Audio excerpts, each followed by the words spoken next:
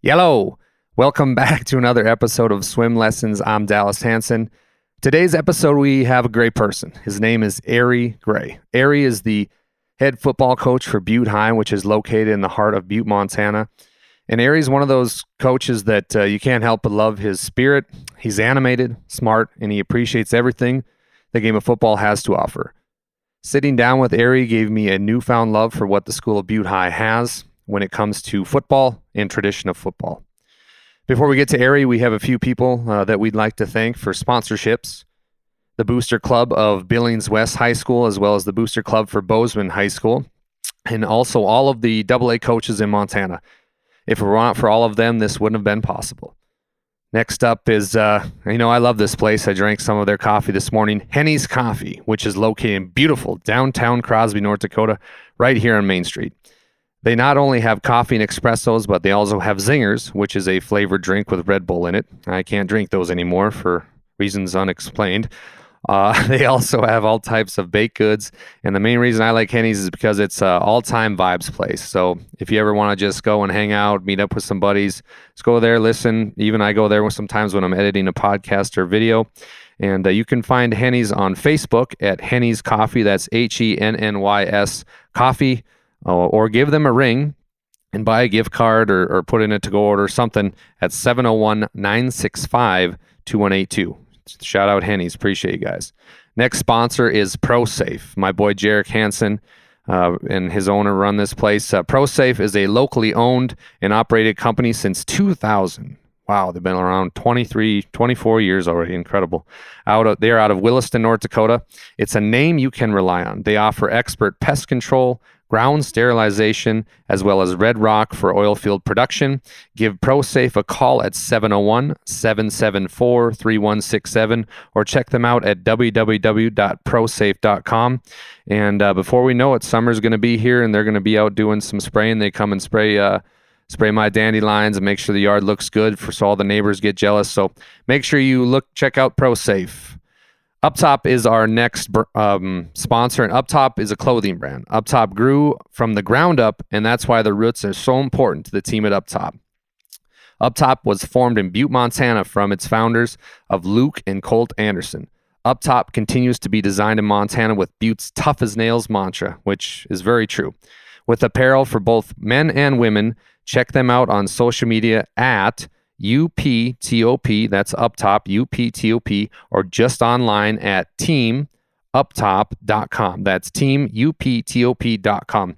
Actually, the hat that I'm wearing today is Uptop, and they're really comfortable. They're slick looking, and they're just it's one of my favorite brands. Next is Tegan's Interior. Tegan's Interior is located on Main Street, Crosby, North Dakota. Tegan's Interior offers all types of products for shades, blinds, flooring, lighting, anything you need for that remodeling of your home or building that dream home. I know when I build that dream home, I'm going to call Tegan's Interior right away. Contact Tyler and Nikita at tegansinterior.com. That's TEAGANS interior.com. Or just give them a call the old-fashioned way. That's the way I like it. 701-965-6367.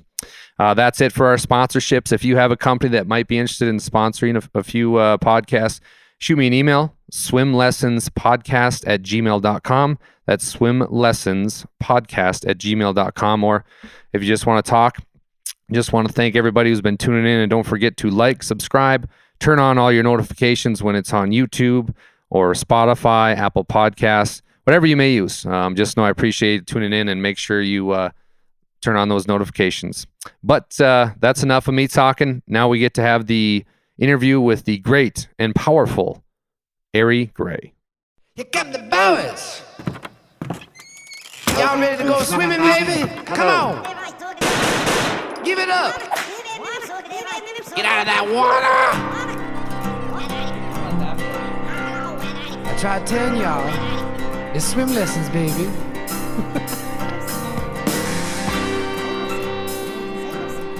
Dude, it's good to be here. This is a fantastic school, but a guy can get lost. Yeah. Oh, yeah. I tell you what, man, the maze. Well, wait. Hey, we got to go back to like the lost stuff. First, you're from North Dakota. There's no mountains. So, I understand when you got here, that was just getting to the school itself and in the building was difficult. like there were actual landmarks that you could see, and you just had a hard time getting here. But then once you got into school, it is amazing. I look back to, so this new edition that you're kind of in is I think it was 92, 93 they did it. Mm-hmm. But I think they just like bits and pieces, all these different editions, and they did things, the school's so old, it's such an old community. And so you kind of, there's no modernness to our school. You like look at all these new schools and they have like commons and pods and all these things. And Butte High, it's like, we're a factory and you're coming in and you're going to go 55 minutes and you go to the next one.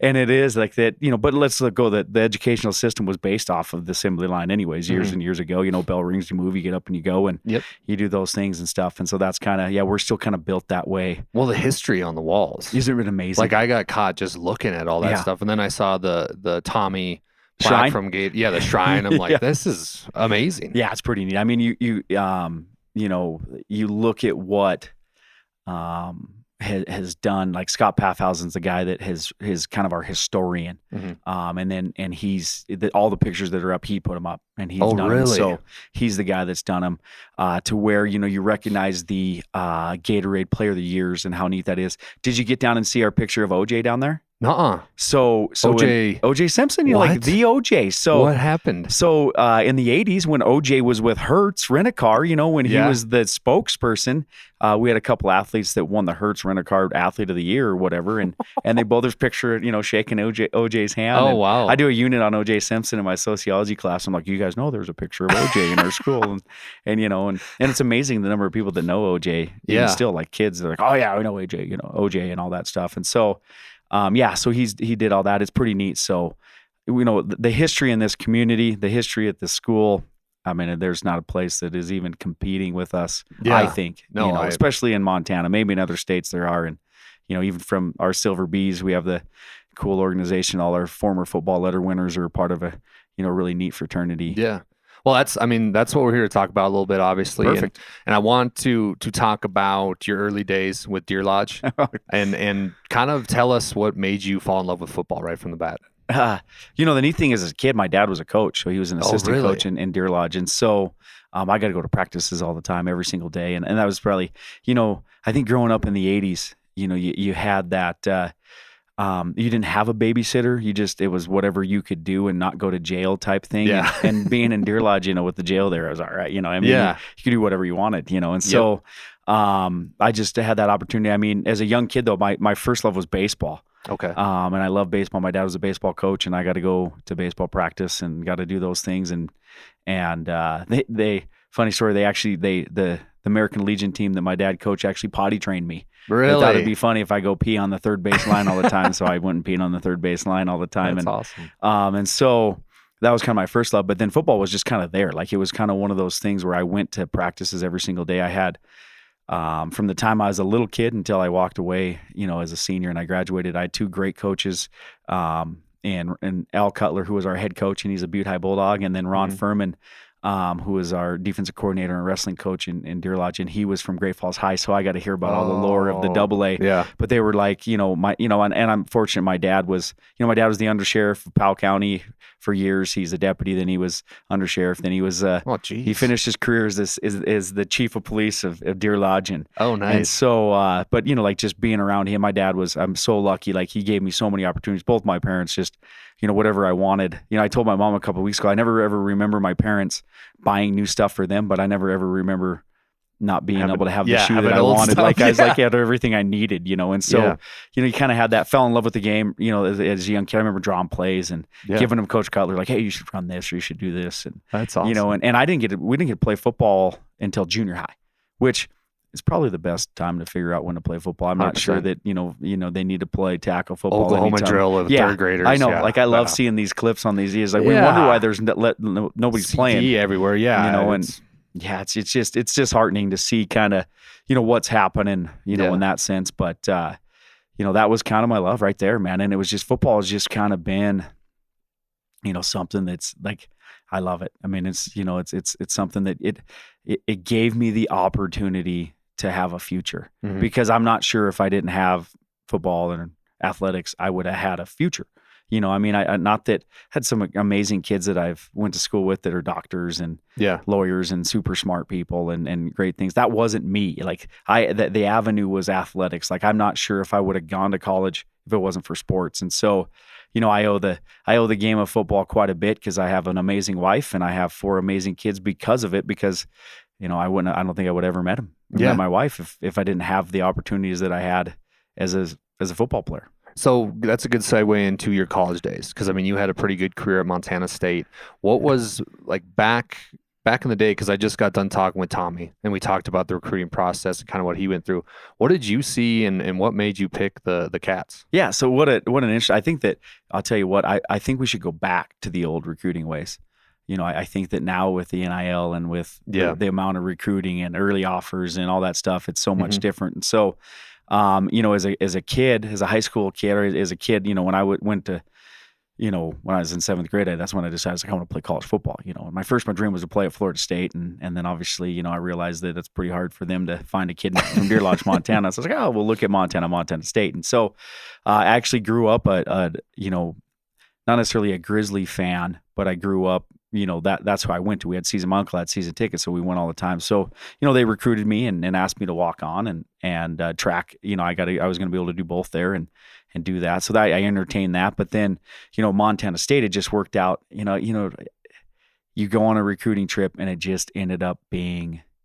I was like, all right, this is the place I want to be. They were they wanted me. They wanted me to whether it was, and we, like I always tell our kids, they're all full of crap too. Cause they're going to tell you how great you are. And then you get there and then they're going to tell you what you need to do to get better. And you're like, oh my God, where's that guy that I had on my recruiting trip? I want to go back to him.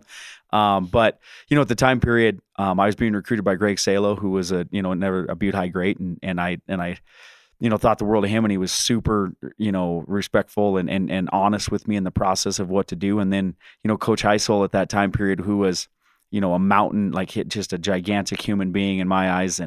And I was definitely afraid of and whatever, but getting to know him and meeting him was superb. And then our offensive coordinator at the time was Jim McElwain, who's at Central Michigan now, but he coached at Florida, and he was all over, Michigan State as an O coordinator. He's the O coordinator at Alabama, is the, when they won their national titles and stuff. And so he was great and just kind of felt that was the best fit for me. And then at the time, the track coach, Rob Stark, was going to allow me to do both. So I was able to do both football and track at Montana State. And I think that, was kind of like, all right.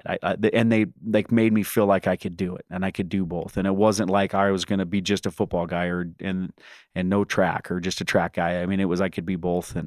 And I think that weighed a lot on like, this is what I want to do. This is where I want to be. And really, fell in love with Bozeman. I think that it was just a great place to be. And at that time period, you could see that, things were kind of changing. Yeah, that's a good point. And a lot of times right now in this day and age, dual sports is like fading away. And I think it's a bad message. I really like an athlete like Tommy was saying. Tommy said he would have played in 4 sports if he wanted to play baseball. I mean, what's your take, Coach Grey, on dual sport athletes? Oh, I think the more you can do, the better. Yeah. I just think that, I was very fortunate that I got to go, like I said, I got to go play football and run track at Montana State. I think that in high school, like I want our kids, all of our athletes to play as many sports as they can, I want them to be 3 and 4 sport kids. And we have a few kids that do that. And I think that that's important. I mean, the lessons that it teaches are super important, and then you look at like, as the higher up you get, the higher the level, then you find that, you're going to only do 1 or 2 or whatever you can do. But I think that the multi-sport kids is critical to society. I think that the kids that are just doing one, they're just missing out on so much. They're just missing out on, different types of coaching and different adversity. There's football adversity and basketball adversity and wrestling adversity and track. It's all different, and so I think that when you miss out on that, it has an impact on you. Oh, 100%. So let's go back to Montana State. So you have a pretty successful career there, being a punt returner, correct? Wide receiver. Yep. Special teams. Yeah. So you had a good career. Then did you know right then and there, you're like, okay, I kind of want to coach?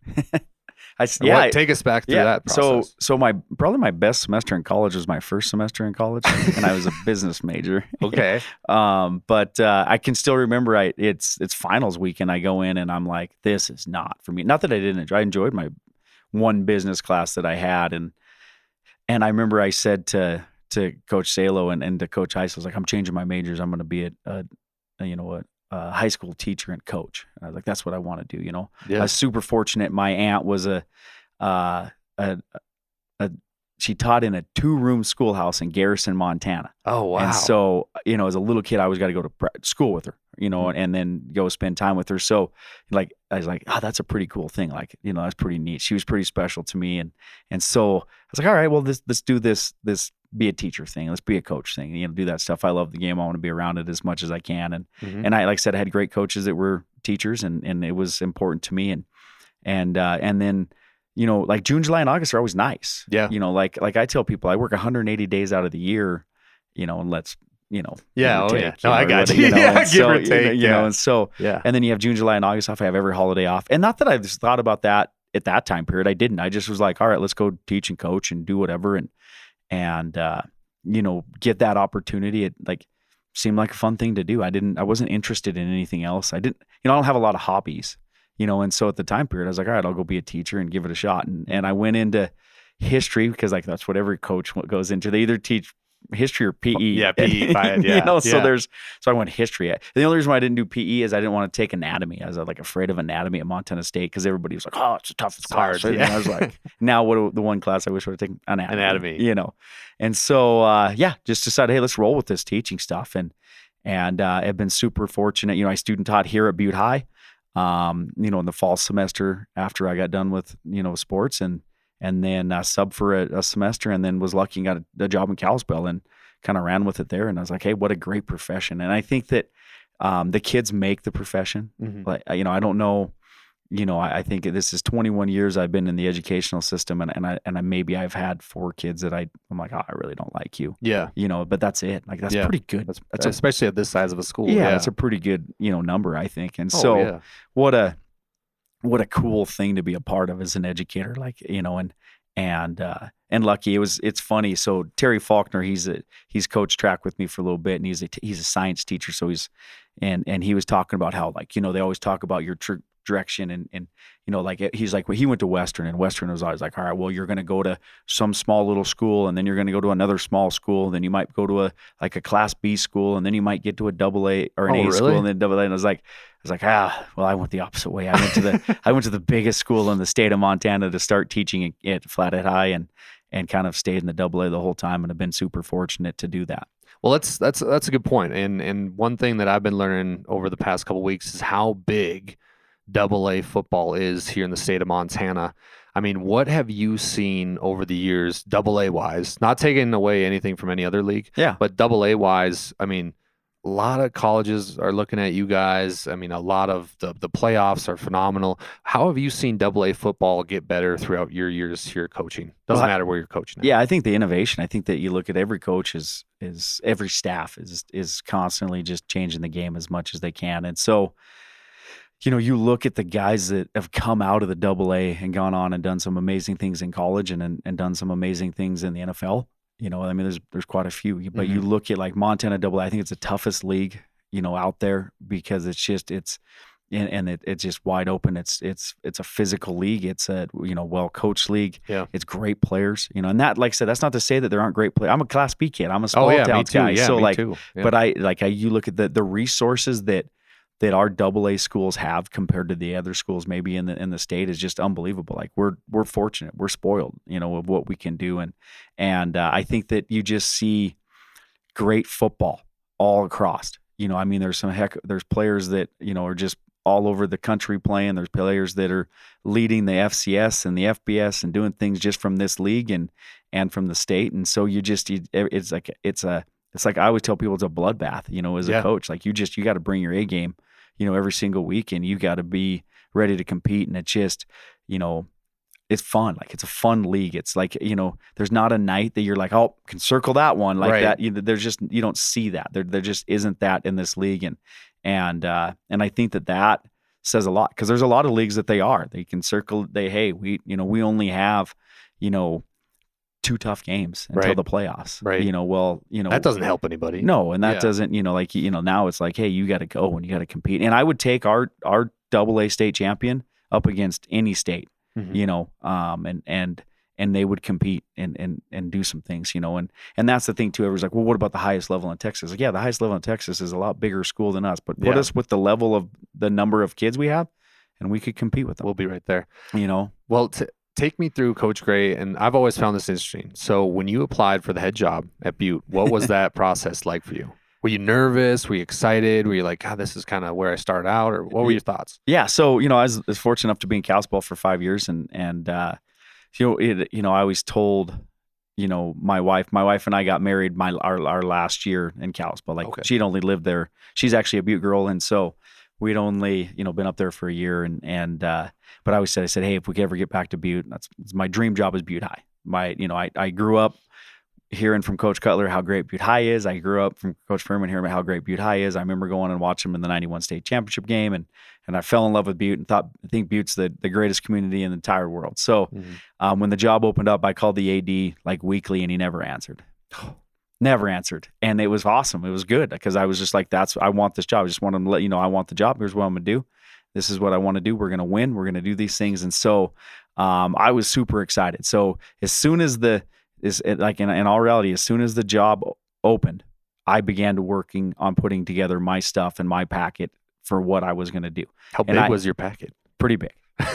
So really pretty big. Yeah. Pretty big. So I had from what we were going to do in the weight room to what we were going to do at practice, to how I was going to handle our offense, how I was going to handle our defense, our special teams, player parent handbook, really? All these different things, like of what, you know, how I was going to handle everything that you can in a program, you know, what our travel was going to look like, you know, what our pregame was going to look like, what, you know, what January was going to look like. And right now you go back to the AA. Why is the AA so tough? It's a 12-month out of the year operation. That's what we do. Yeah. Our AA coaches are working 12 months out of the year.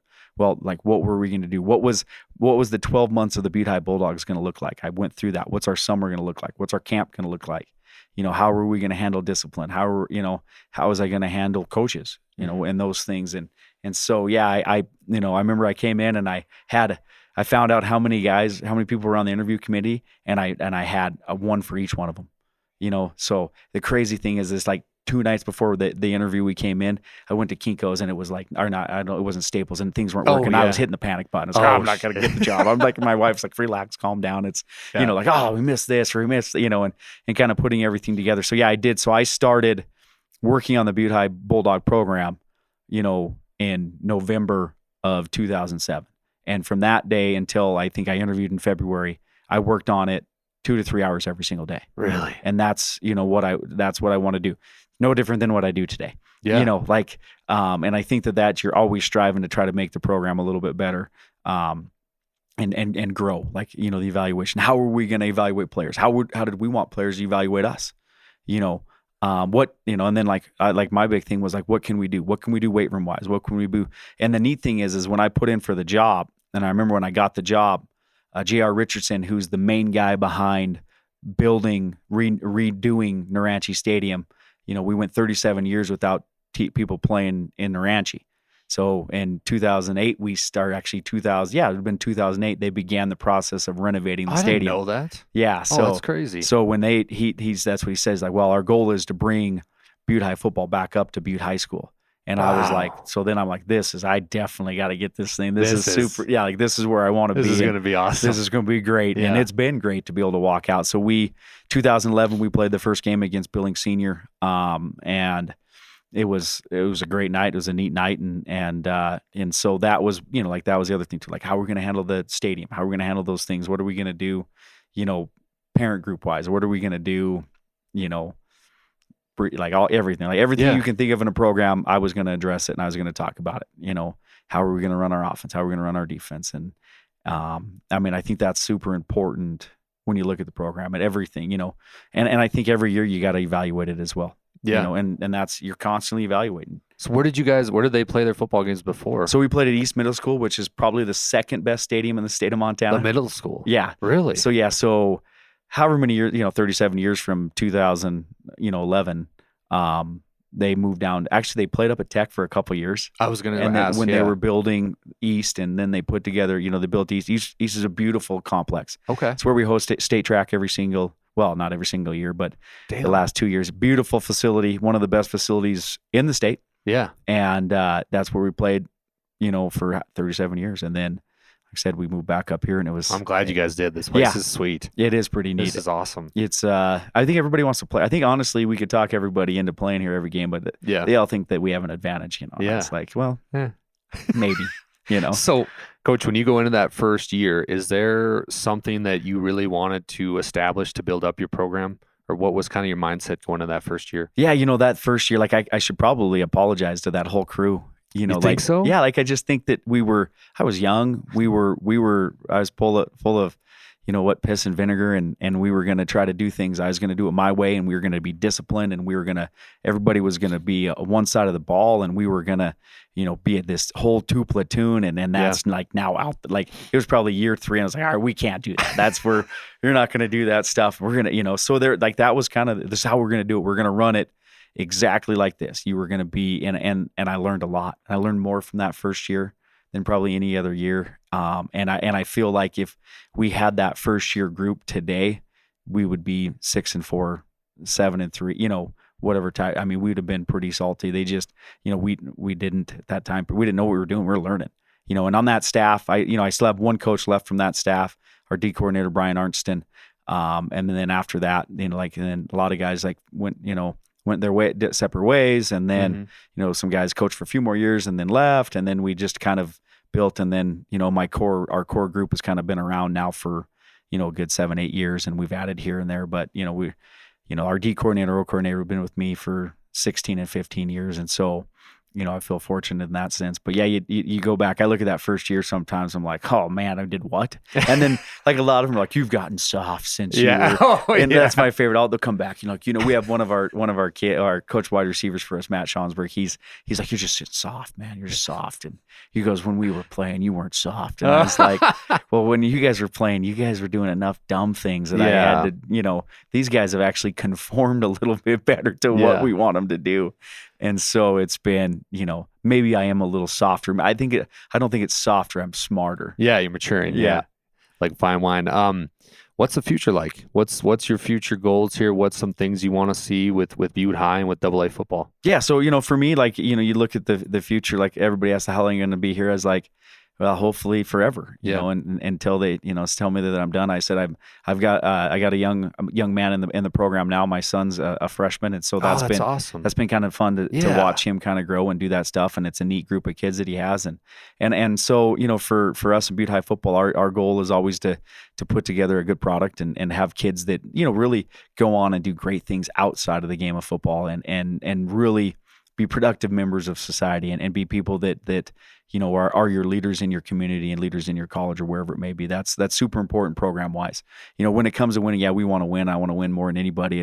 But I want to teach a lot of values in the process of doing that. And so, that's what I think is super important for us as a program.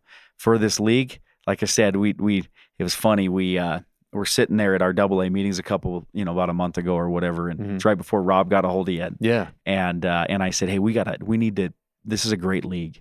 We need to put a lot of stuff out. We need to do something where we can create the narrative, and this is what this league's about. This is what these coaches are. And so we're sitting there in our meetings, and I go, hey, I've been at this thing for 16 years, and I have no pictures of me and Jack Johnson or Paul Clabo and Ron Lebsock. It's like, we need a picture. And so we go get a picture. And then since then we've had 3 guys left. We've lost 3 coaches. You're like, all right, well, maybe we would, but it's like, that's that fraternity. Like all, like, do I want to beat Glacier and Coach Bennett? Yes, I do. Do I want to next week beat Coach Stanton and the Billings West Golden Bears? Heck yeah, I do. Yep. And I'll do whatever I can in my power to do it. If we have to do it in the parking lot, we'll do it in the parking lot. I want to win. Oh, I'm jacked. That was great. But wow. Let's go. And ultimately, like, I have a ton of respect for every coach in the AA. Yeah. And that's, they do the things the right way. They do things, they mentor young men, and they work hard, and they care about the game. And so we need to grow this league. We need to expand this league. We need to have people understand what it's all about and the positive, all the positive things that are happening in our league, from, what Bozeman, the city of Bozeman's doing with 2 high schools right now, both being in the semis and state championship game the last 2 years, in a state championship team. Like, that's unbelievable. In 2019, they won the state title in Naranji, which, I don't really want to talk about, but, then to turn around and have the success they've had as they split, I mean, that's unbelievable. Yeah. It took, Glacier and Flathead a lot longer than that to kind of do that when they split. Yeah. And so that's because of good coaches, and that's because of the programs that are here, in the state of Montana. And so we need to grow this league. We need this league to be, we need to put out there what our kids are doing too. Like, I think that's important. Like, we need the world needs to hear about Tommy Malotz and Taco Dellers, and then needs to hear about, Kellen Harrison and those guys that play for him, the Cade Schliemans of their team. And they need to hear that. They need to know who these people are and put a picture of their face and their name or whatever, and know what this is about. 'Cause it's a great league. It's, then other states do it. Oh yeah, other places do it. Like they do those things. Like, we could have a coaches clinic of just the AA coaches, and I think it would be unbelievable the amount of knowledge that's in that room. 1,000%. Until I walked in, and then the knowledge would just completely be done. I don't think so. But that's the thing that we need to do. Like, that's what needs to happen. Like, this is a great league. This is a great state, and we need to do that for our kids and for our teams and put that stuff. Because let's be honest, today's day and age, it's all social media. It's all 1,000%. Even podcasts. Like, how important are podcasts are. Like, I've finally kind of gotten into the podcast. Like, I'm a big reader. Yeah, I know. I'm a big reader, and I even do book on tapes now, which I do too. Those are cheating. It is cheating, but I'll take it. It's the nice thing is I can do a book on tape, and then I can read another book at the same time, and I feel like I'm not cheating on each other. Right. And so that's what they do. That's the kids learn that way. They listen to, like, the number of people are like, oh, I listen to this podcast, or listen to that podcast. I'm like, how do you have? They just do that. That's what they do. So why aren't we doing that? Why aren't we having a podcast for our guys? Well, we got one now. Now we got one now. It's awesome. I'm pumped. I'm pumped to come back this fall. Yeah, I think it's gonna be great. I think and get more into kids and coaches and have everybody involved and so they can know what it's about, what the product is, so that the parents can see. My favorite part is I love Naranchi. So you got to come, you got to come to a game. And the reason why you got to come to a game is because you got to come to the game. One, because the atmosphere is unbelievable. It's the best atmosphere in the state. Everybody can argue. No, nobody's going to argue. They're going to say that. They're going to tell you, bar none. Naranchi Stadium, different. It's different. It's better. Our fans are unbelievable. We have people. It's packed. It's great. All right. They're constantly telling me what I'm doing wrong. I got it. It's like I'm married to a bunch of people. Like, I completely understand. And then so the best part is the opposing team, our fans sit right behind them. So it's awesome. Yeah. But then they whine. The opposing coaches whine all the time. Well, they say this, they say that. Come on our sideline, because guess who's right behind us? The visitors fans. And the favorite part about it is one of my good friends, Pat Carahasson. He's a Billings West Golden Bear. All right, he works for Game One, and he was talking about how his nephew's Kellen Harrison from Bozeman High. And so he came down and watched the first game. And so all of a sudden they start in on me. The whole fans and sections just start screaming at me. Really? Which I love. I think it's great. I think it's awesome. And then they're like, get off the field. So then what do? I just stand on the field a little bit longer. Yeah. And I just love it. I'm like, dude, and that's what's awesome. I said, and they're all respectful. Mm-hmm. Maybe one or two fans a year, both sides are bad. That's it. But it's not like, and I think fans do forget sometimes that, one, these are kids. One, it's not that, not their livelihood, right. But still, whatever, no big deal. But it's like, and I love it. I think it's great, the bantering back and forth. And it's like, and they can call me all kinds of names. If they want to come hang out with me, they can find out my 13-year-old, my 9-year-old, my 6-year-old daughter have no problem calling me names either. Yeah.